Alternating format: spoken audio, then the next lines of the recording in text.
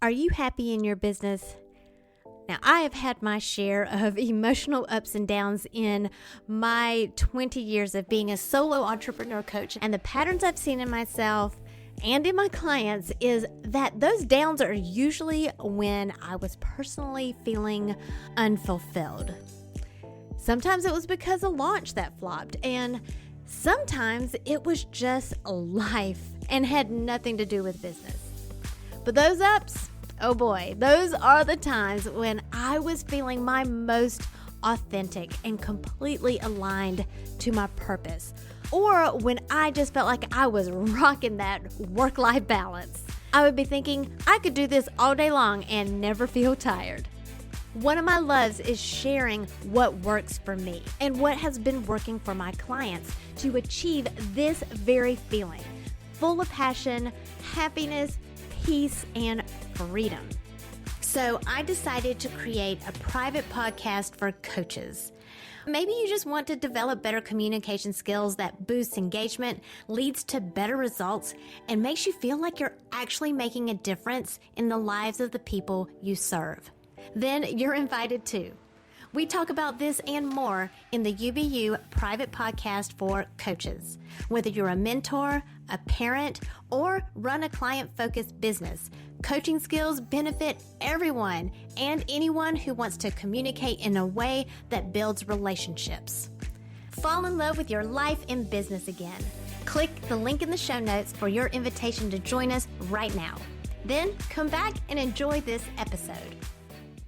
Hey, Difference Maker, welcome back. I am back again with Sioux Smith for our after party. This is where you get to hear behind the scenes. You get that sneak peek into our conversation after the official conversation. I do want to thank Sue for letting me air this part 2 of our conversation, because she really opens up and gets really personal. And FYI, if you hear me struggling to catch my breath every once in a while in the episode, it's because at the time of the recording, I was healing from a bruised rib, and I found myself a little short of breath at times. Also, if you didn't listen to episode 38, go ahead and listen to that one first, because that will make this episode, which is the part 2, make a whole lot more sense. Now, don't forget to follow me on Instagram. You can always shoot me a DM about your thoughts. That's at PowerCoachJen. Let's dive in.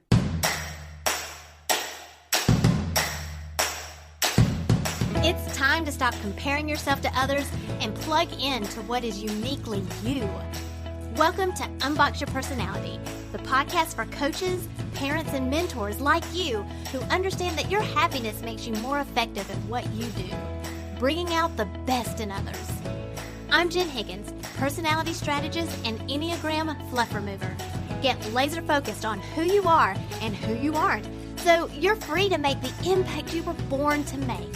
And have fun doing it. Your personality is your business. So, let's get down to business. Okay. Are you happy with the way it went? Okay. Yeah, I don't really edit myself. So, I figure what came out of my mouth, that's real. So they can have it. Awesome. So I didn't if know. I'm ashamed or embarrassed, I'm gonna own it and just apologize, try and make it right. But that was perfect. So Oh my gosh, and your answer was perfect too. So here's my question. When you were younger, so you said that was a lot different than, how did you say it? Oh, I didn't write it down. When you were telling your story, you said that was a lot different than how I was when I was younger. So how were you when you were younger? I didn't want to stop your story to ask you that. Yeah. Well, it's funny because part of it is I was always the idiot of the family. Believe it or not, I come from a family of geniuses. They are amazingly intelligent. And I was always the one that got B's and C's and some A's. I did manage to get some A's. Schooling was not my forte. The public school system is not the way I learn well. And so I didn't thrive there. And so they kind of said, yeah, well, that's Sue. So if my siblings brought home B's, they'd get this whole long lecture, you've got to pull it up. You've got to do better. You can do more. And I'd come home with B's and they'd go, okay, maybe a C, and they're like, you should try harder. Poor little thing can't do it. So that was fed into me. You mentioned singing. I love to sing. I love praising God. But I was told that I had a rotten voice and couldn't sing. So that was put on me, and nobody should do that. I don't care if you have a rotten voice. You don't do that. You sing to the Lord. It's a joyful noise, But so I was also told I was not creative. And part of what I've done, I'm an award-winning author. Artist. I've won contests, had blue ribbons pinned on my work, and it's like, that was not who I was told I was. So you take all that in and you form a person, and that's just horrible to do to a child, And then sometimes teachers or whatever, they speak things into you. And of course, the mean kids always speak negative into you. And so I was that person, just balled up when I was 16. Oh my goodness. I was seriously contemplating suicide. If I thought it was 100% guaranteed, I'd have done it. But I just knew the way everything in my life went, I'd attempt it and not succeed. And then my parents would just be all over me. My dad ruled from fear. He was very authoritative, and you didn't cross him. It just didn't happen. So that was, I'm so thankful. That was what prevented me from committing suicide. That's just horrible. That's a horrible place to be in anybody's life. And so I would react out of confusion. I would react out of frustration, because I really, in my inner being, I knew there had to be more. In fact, when I met my husband, I was 17 and still struggling. It was terrible, but I thought something was special about him. There was. I married him, so it was there. And I kept telling him over and over, I'm special. I know you can't see it now, but trust me, it's there. I really am. I'm special. And I didn't know what it was either. I was totally lost, but that spark was there. So I used to try and be, it's bad. I was a horrible person. I'm just going to tell you. I wanted to be the one that had all the answers, and I always wanted to be right. I wanted to make sure you knew I had value. My opinion was something, I wasn't just stupid. And so I was a little obnoxious. I really was. And I didn't know how to come out and say, look, I have this. If you want it, it's free. It's a buffet. Come and eat, but so it was bad. And I did have anger issues and just frustration. That frustration, one way it manifests is you just get angry, you blow up. And I did notice that was in one of those. I can't remember which one it was. It's like, yeah, they're quick to anger, but then they're done. They have no problem expressing their anger. Okay. I try not to be angry now. I try to really analyze and evaluate what's the trigger, what in me is messing up, and what did they do that I can see what was really behind it, instead of just taking it at face value. Well, you said that, and I don't think that's nice. They're not necessarily meaning to not be nice. Some people are just oblivious too. I was totally there. So I love that story too. I hope I can, if it's okay, if I could share it, but if you don't want it on air, I don't have to put it on air, but yeah, it was very vulnerable and raw and real. And I think people can really relate to that. I recognize a lot of patterns. The anger issues, the I'm special, like what most people would think of is that's associated with the type 4, but anything that's attached to a type 4 as well. So a type 2, a type 3, a type 5, or a type 1. Mm-hmm. And have you read on the type 4 at all? Mm-mm. I don't think, I scanned all of them just to see what they all generally were. And most of them I check. I'm like, yeah, no. There were a couple I didn't even, on the test I took, and I don't know how accurate, different ones do different ways. And I'm the believer that you should probably take things 3 times and then kind of compile all the answers that you get. And so there was one, I can't remember which one it was. I didn't even have any points on it. It's like, yeah, I know I'm not, I do the disc one, and the one that's all the compassion, introverted person, they're really emotional and feeling. I never score on those ones. Yeah. That's just that's me. Probably the 4. And I don't think you're just from the energy that you have, I don't see you as a type 4. But it's interesting because a lot of people will say, well, I'm special, and then go directly to the type 4 because that is a primary core motivation for a type 4. And so it's a great indication, or it's a great thing for me to illustrate that just because you say I'm special does not necessarily make you a type 4. There. Mm-hmm, mm-hmm. But there are other numbers that are attached to a type 4, like a type 2, and also a type 1. So a type 1 starts behaving like a type 4 under stress or insecurity. And a type 2 behaves like a 4 when they are more sure of themselves, more confident. And it's not like a life-changing confidence, but just in moments. So like a moment here, I'm having a confident moment. I might, let's say, pretend like I'm a 2. I'm having a confident moment. I might act like a 4 right now. Or for a 2, the insecurity, the stress goes to an 8. So there's an 8 that's attached to, you see the 2 and the 8, they're attached. So, but 2s, if you see, they're attached to a 1 and a 3 and an 8. And so if you're scoring high on 3s, 1s, and 8s, but we're answering the questions based on your conscious awareness right now of who you are right now, as opposed to who you have been throughout your life. A lot of times these more mature answers can cause us to mistype, because we want to see ourselves in the best of ourselves, right? We want to see who we are and not, or who we want to be, and not always the journey that we've come. And so that might be one to explore. I'm not saying that you're type 2, but it's one to explore. Type 2s and type 3s look a lot alike. Type 2s and type 1s look a lot alike, and type 2s and type 8s look a lot alike too. So all the pieces of me fold back into the 2. So. And I mean, it's the common denominator, but it doesn't necessarily mean that it's correct. 2s are self-effacing. They think of others more than they think of themselves. They do think of themselves, but they don't act on it. Oh, see, now I'm a very selfish person. So, well, they know they believe that they're selfish, which is why they act on for other people. So they know that they're selfish because they want connection. They want people to want them and need them and like them and get their approval and have this image. 2s, 3s, and 4s all are image and identity based, and it's all about authenticity. And so 2s' authenticity is they don't want to be seen as selfish. They know they are, but they don't want to be seen as selfish. And so that's why they don't act on their own wants and desires. And if they do, they might feel guilty, or they might do it. And then if somebody needs something, they'll kind of stop.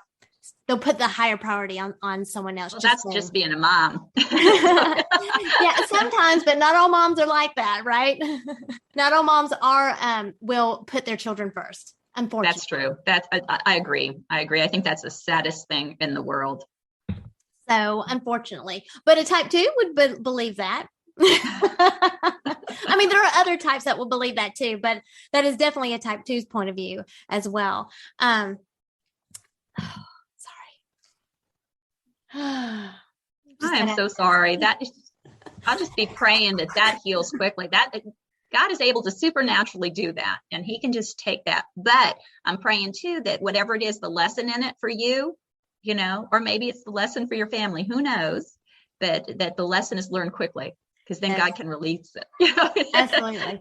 Well, what I'm gleaning from it is that I don't need to be out and about because I can't breathe. Can't wear a mask. Yeah. And so, I've limited my exposure outside, which means that I've had to limit the things that I'm committed to, which means I have to really focus on this book, which I do feel like is ordained. And so when I look at all the gift of this, that's what I see for sure. But yeah, 2s are very expressive of all of their emotions. 8s are only expressive of their anger, of their negative emotions. Any kind of ooey gooey emotions makes them feel vulnerable, and so they don't want to express them. Well, I'll tell you a funny story. When we were still young in our marriage, our older kids were little, we took a course on becoming more, Christian-like. And I don't even remember what the course was, but one of the things they were talking about is there was a question in it. How often do you say, I love you? So I thought about it. And at the time we only had 2 kids, and it was my husband, my 2 kids, and me. And I'm like, oh, let's see. I said at least a minimum. I mean, seriously, a minimum. And I was being really conservative in my answer. 3 times a day to each one of them. So there's 3 of them, 3 times a day. That's 9 times, 7 for the week. There you get 63. And for the month, because I think it was on a month thing. And I put my answer down, and everybody's like, no way. No way you say I love you that much. And I'm thinking, man, I only put 3 a day. That is not me. I say I love you. I'm just doing the I love you sign to my family all the time. We wave goodbye like that. That's how we wave goodbye. And it's like, how do these people not say I love you? So yeah, I'm definitely a gooey emotion person too. I'll tell people how wonderful they are and just how I appreciate them and grateful I am. So no, that's not an issue with me. Okay, so we can eliminate the 8. And typing is a process of elimination. Like you said, there's that one that I'm totally not like. So just take that one out of the running. I think it was the 4 that you're like, I'm not that one. So we can take that one out. I think we can take 8 out of the running because you're very comfortable with your ooey gooey side. Yeah. 8s have a ooey gooey side. They just don't like to show it. You have to be mighty special for them to show you their ooey gooey side. I have friends that are 8s, and it seems like whenever I because I consider myself an empath, and so I'm very in tune with what's going on. And then if I bring it up, which is hard for me as a type 7. So a type 7, I'm okay with ooey gooey. I'm not okay with hurt and painful emotion. And so if I see someone hurting, I usually will avoid it or try to cheer them up, try to turn that frown upside down. But as I have matured, and especially with, I can recognize, being an empath, all my life of trying to cheer people up. A lot of 7s will just run the other direction. That as I've matured, I've learned that not everybody wants to be cheered up. Not everybody needs to be cheered up. Some people need to sit in the negative emotions. And I find it more comfortable sitting with other people's negative emotions than my own personal negative emotions. And so with some of my friends that are type 8s, or even some of my clients, they don't come back. But like some friends, like if I get too close to vulnerable emotions, then it might be a year before we have coffee again. Because so that's definitely not me. I mean, my family is absolutely amazed. We'll be someplace and I'll just start talking to strangers, right? And these people, I do not understand it because I would never do this, but these people just start unloading everything, every trauma, they're telling me stuff. And I'm like, okay, my family's like, we're out of here. They'll back up. They're like, I believe that to you, Mama. You just do your thing. And it happens so often that they know to expect kind of, it's not something like they're shocked anymore. They're like, okay, we'll just walk away. And that's one of the reasons why I coach too, because so definitely I'm okay with those ooey gooey feelings and all the trauma and all the things that people bring out. It's like, okay, take a deep breath. We're going to move on from here. It's okay. But I don't have to run from it. Yes. So I'm thinking, okay, we'll chuck 8 out the door then. Yeah. And that sounds very 2s are very positive. And let's see, 9s, 2s, and 7s are the positive one. Like 7s don't want to sit in that negative emotion, and they won't even address it or acknowledge it. I mean, average to unhealthy, I should say. They won't acknowledge it or address it. They'll just immediately start entertaining. And if that tactic doesn't work, just see ya. Whereas, and 9s are positive. 9s like positive. They're drawn to comfort in their own bodies. And so they will, if the other person is not being positive, then they'll try to do something positive. So whereas the 7 or the 2 will try to say something positive to make them feel better. Yeah. Mm-hmm. The 9s are more doers. And so they may not say something to make somebody feel to make the situation better, but they'll do something to make the situation better, which sometimes backfires, but but that's a driver. Then it's unappreciated, and then it just brings up all kinds of other things. Yes. And twos are the ones that are more attached to the appreciation part. I mean, we all want to be appreciated and validated, but twos are the more attached to it. I don't like that word attached, but attachment is actually not a word that I normally would associate with a two. That's why I don't like it. Threes, sixes, and nines are the attachment types. And they can be chameleons. So they will shift depending on what they're attached to. So three, if we looked at the three, so the twos and threes can look a lot alike, especially social twos. And when I say social, I mean cognizant of society, cognizant of community. It's not social as an extrovert or introvert. Right. But social twos and threes look a lot alike because social twos are very ambitious. They want to. My dog is very licky. They're very ambitious. They want to change the world through positivity, through emotion, through community, really. That it's showing that, especially social twos, that's they're trying to, some people use the word manipulate.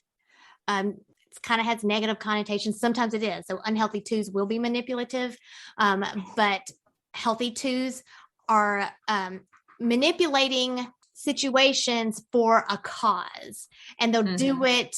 It's strategic. So it's not manipulation, it's strategy. So does that make sense? Yeah, definitely. Threes can be strategic also, but it's much more of a self-focused ambition. So how can I be better? Whereas the social two is like, how can we be better? So for the three, it might be how can not me be better as a person, but my image be improved, my identity be more authentic. And for the social two, it's like, how can the community be more authentic? Does that make sense? I like that. So, yeah. So, I'll tell you what, it's hard. It's hard being a lone light, It's so much easier if somebody's walking the trail with you to take the journey. I definitely not a loner, although I am more than willing to be alone. I would much rather take a whole bunch of people with me. But if you won't come, I'm going anyway. That's what I keep telling my family. Look, y'all, I think this is the right thing to do. But if y'all won't come with me, I'm going anyway. Y'all can catch up, but this is where we're going. And this is what I think is right. So I'm going to pursue it. So, yes. And so that's the right thing to do, is what a lot of us associate with the type one. But the two can do that too, just for a different reason. Like, you're doing this anyway because it's the right thing to do. Well, the type ones can do that, especially healthy expressions of the type one. It's all about reformation and fixing things and process improvement, betterment. The difference is that the ones are more physical. It's more about physical sensations and tasks and plans and actions and doing. And for the twos, it's more about feeling. Like I'm doing this because of what I feel. And the ones would be, I feel because of what I do. So for the twos, the feeling comes first and the action follows. Does that make sense? Yeah. Whereas for the ones, the action is what produces the feeling. Which one do you identify with more? See, that's hard because I do both. I know for instance, when I read something in scripture and it just lights, I will say, okay, that's right. We're going to do that. But it is kind of a feeling. It's an acknowledgement that it's right, but it's also right because it's right. You know what I'm saying? So that's a hard one. I don't know. I'm going to go with things even if I don't feel like doing it. My kids, there's one time in my life, it's really sad. It was sad. I had all my little kids. So my family, all 10 of the children were home, and it was a hard time in my life. One of my kids had just been born. So it's, you're still in that hormonal mess. And I just had enough. I just said, that's it. I told my family, I said, I'm not doing anything anymore. I'm going to totally go off. I'm going to sit in my quiet place and I'm going to be there. I'm not doing with anybody. I'm not doing anything anymore. I'm not doing it. I'm just done. And my family's like, okay. My oldest daughter, she was older, she was in college and just not a little kid. She looks and she goes, give her 5 minutes. It was like, and yeah, it was about 5 minutes. That was it. That's as long as I cannot do what's right. So, so I don't know. I don't know which one comes first, right or feelings. It's something to explore. It's definitely something to explore. Is it in your head, like when you're contemplating what to do, what's right? Is it like a devil and an angel on each side, or would you describe it differently?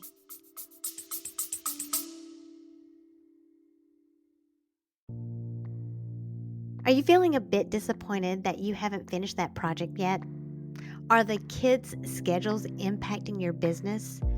Or are the demands of your business affecting your relationships at home? Maybe you need a magic formula for that work-life balance before your fire gets so dim or it completely burns out. I've been there. There was a point in my life where I was juggling 2 businesses and homeschooling and had personal health issues. There was barely time to even connect with myself, much less connect with my husband. When I was finally officially diagnosed with ADHD, I felt like that explained everything. I had a new perspective and started approaching things in a new way. So I created a guide containing 20 tips that I personally use, and they have worked for me for helping me stay on course with my goals. Now, you might not have ADHD, but I bet you can relate to having a million distractions during the day. So if you're ready to stop procrastinating or stop being hard on yourself for missing yet another deadline, self-imposed or not, go ahead and download the guide at powercoachjen.com. If you just find one tip from the list that helps you move forward today, you will be so glad you took the time to read it. Go to powercoachjen.com and download the guide right now.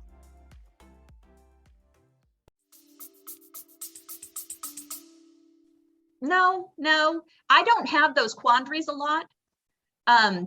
More so mine comes in, how far do I want to go with it?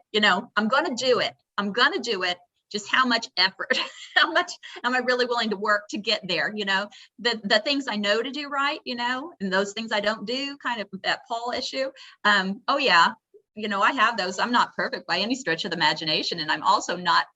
So if I think something it's selfish. If I think something has great benefit and I can really see, do this, the reward is amazing. Do this, the end result, the consequence, whatever's coming is going to be well worth it. I'm all in.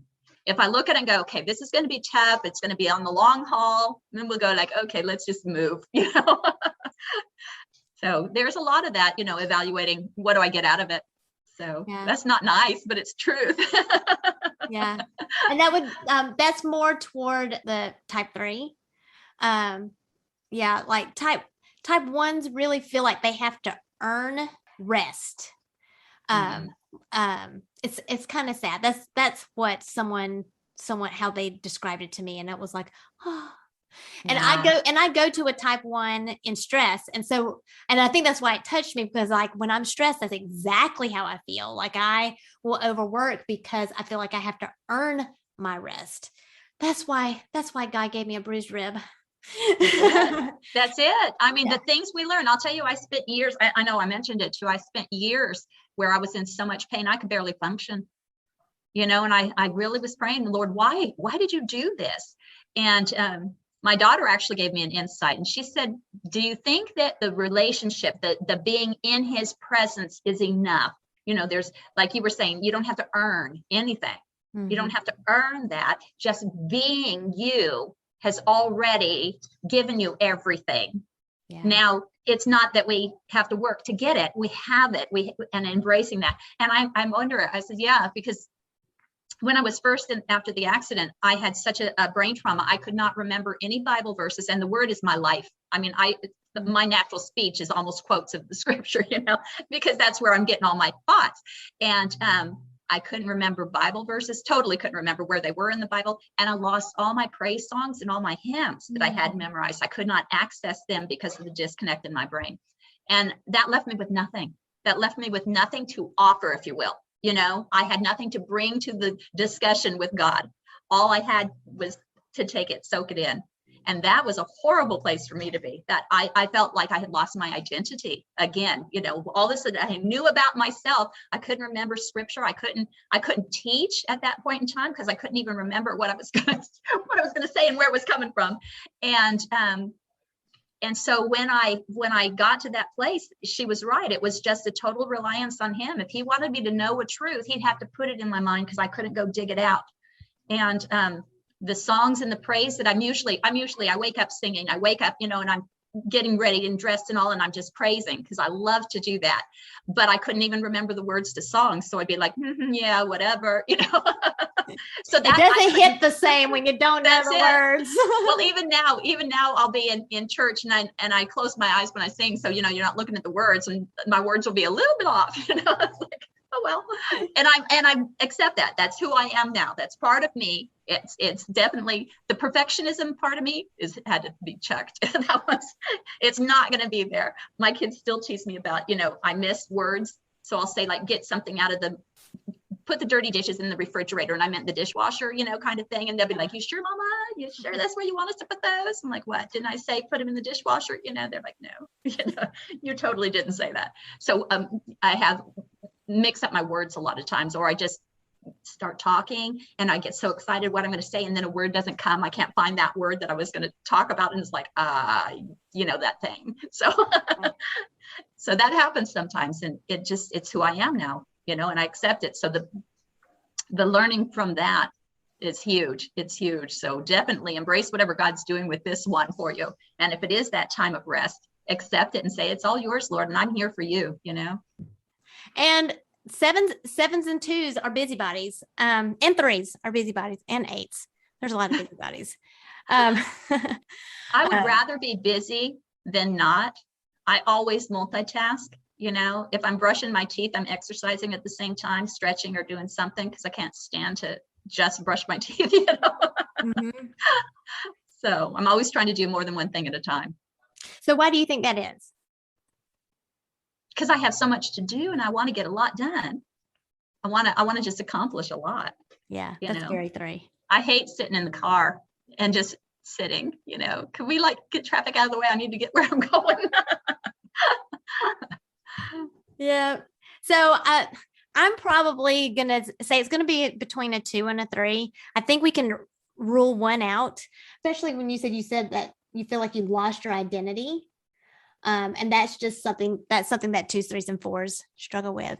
And I'm just basing my assessment right now off of this one conversation, which is not enough information. I think after you read my book, you'll know.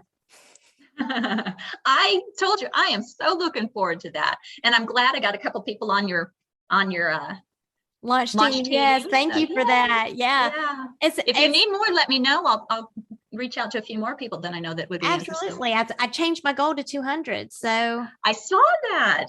All right. Well, I will talk to you later. Okey-doke. Bye.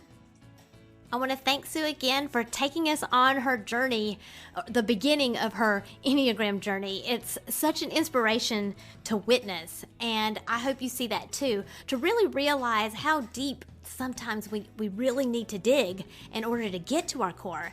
And, sometimes when we look at our personality, we just want to see all the unicorns and the rainbows and the potential that we have and who we are when we're at our best. But also, there are other personalities that do the exact opposite. And maybe they focus on just the shadows or what's missing and kind of the negative things. And if that's you, then you need to find the unicorns and rainbows that are within yourself. And they're there, I promise they are. Now we have one more episode left to close out season 1 of the Unbox Your Personality podcast. And that's episode 40. And it's the finale. Now, I'm putting something together really, really cool, so you don't want to miss that episode.